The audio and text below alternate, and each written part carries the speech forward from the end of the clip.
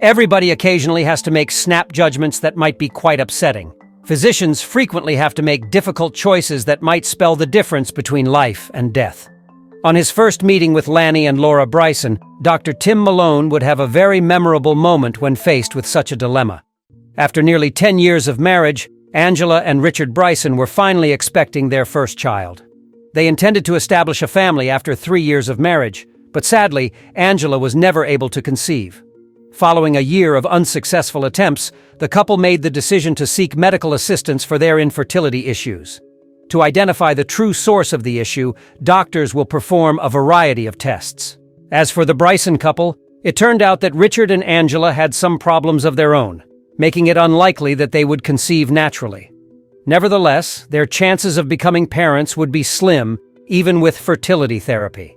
Angela experienced miscarriages inside the first 12 weeks of her pregnancies on many occasions. The couple suffered from this emotional roller coaster, but they were ready for it, so they kept working on their marriage and consoled one another when disappointment came. Just as the couple was prepared to quit up and accept a childless future, Angela became pregnant. The couple waited until week 14 of pregnancy to see their doctor because their prior pregnancies ended after 12 weeks. They received a fantastic news that morning. They were expecting twins. In an effort to reduce her exposure to danger and take the best possible care of her body, Angela quit her work. To give her infants the best chance of surviving to full term, she would maintain a nutritious diet, get as much rest as she could, and stay away from stress. The ensuing months weren't entirely stress-free, though. The couple visited the local hospital on a regular basis for examinations. The doctor on call would help you during the birthing process because this hospital used a rotating system. Despite the excellent qualifications of the medical personnel, it was a little challenging to not have a single doctor who was responsible for monitoring your pregnancy development. About 30 weeks into the pregnancy, Angela experienced severe stomach cramps when she woke up one morning. She begged Richard to take her to the hospital after waking him up. She was afraid she was going into early labor since she had never felt such anguish. Anguish permeated the minutes that followed for Richard and Angela. The couple arrived at the hospital right before the conclusion of the night shift. Dr. Tim Malone was seen by Richard and Angela in a consulting room, looking rather exhausted and disoriented. The physician had just returned from a lengthy procedure that had left him worn out and upset. After inquiring about Angela's symptoms, he just listened to the 2 infant girls' heartbeats using a stethoscope. He also patted her round tummy and told her that she was merely having Braxton Hicks contractions and nothing more serious was wrong. This was the body's method of preparing for giving birth. The session lasted for 10 minutes, after which Angela was given a prescription for painkillers that were safe to use while pregnant and sent on her way. Richard and Angela were unhappy with the way they were treated that morning, despite the fact that they did not cause a disturbance. Richard couldn't get the uneasy sensation that Angela was dealing with something more severe, something that may affect his unborn children. He couldn't get rid of the sense that the doctor ought to have performed some more tests to make sure everything was in working condition. After returning home, the pair took Angela's prescription medicine.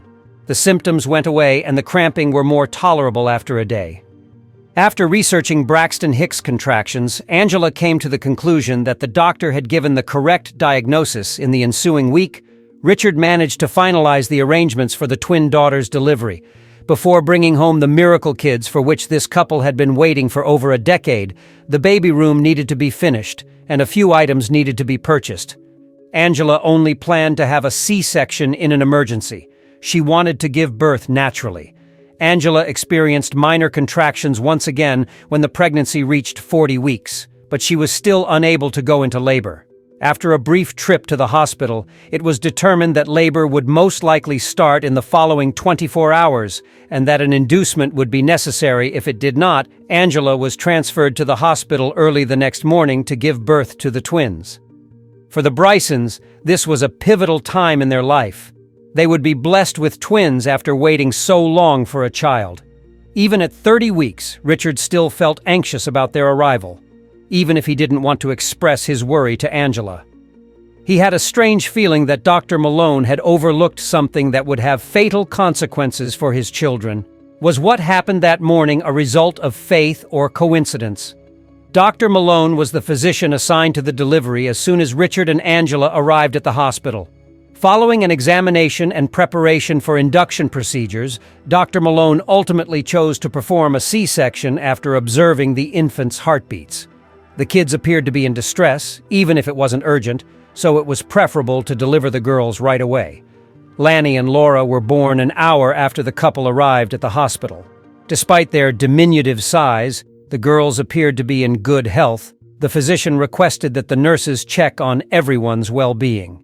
After he was finished with Angela, Dr. Malone exited the theater with a bewildered and rather troubled expression on his face. Richard's actions may have been motivated by instinct or panic, but the father of the two little girls asked the nurses to do some more tests because he was worried about their well-being.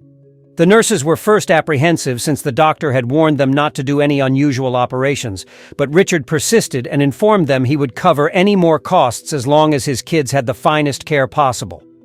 Richard felt very much the weight of the following hour as Angela continued to recover from anesthetic.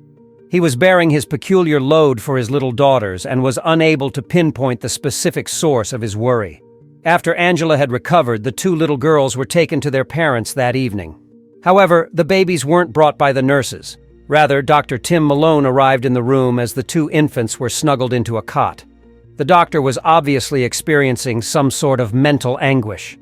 Richard and Angela were really concerned about this because they thought the doctor would break some unpleasant news. The doctor was silent for a long moment before he spoke.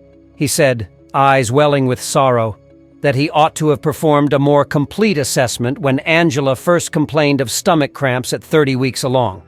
He would have discovered the bacterial illness she had acquired if he had performed more testing. Luckily, the females were mostly unaffected by this virus, which may have caused harm to the infants. They were able to treat the twins right away since the father's extra tests, which were done, verified the illness. If Richard hadn't pushed on the testing, they wouldn't have found it. The girls were given medicine, the doctor added, to guarantee that any potential effects of the bacterial infection would be prevented. The doctor acknowledged that he was overworked and stressed out following the procedure, but that this was still no justification and that he ought to have paid more attention to the couple's worries. Richard and Angela made the difficult decision to overlook the doctor's carelessness. Ultimately, their children were thriving, and earlier that day, Dr. Malone had delivered the babies safely. Dr. Malone first took up Lanny and hugged her, tears in his eyes. Then he lifted Laura and embraced her against his chest. With tears streaming down his face, he said, "Please forgive me." While Laura was bubbling away, Dr. Malone could clearly hear her say, "I forgive you." It was obvious that the doctor was speaking from a guilty conscience. Yet this was the relief the doctor needed to forgive himself for any carelessness with the twin girls. Ultimately, everything turned out well for Dr. Malone and the Bryson family. Have you ever had a doctor misdiagnose you? If you had been Richard or Angela, would you also have been able to forgive Dr. Malone?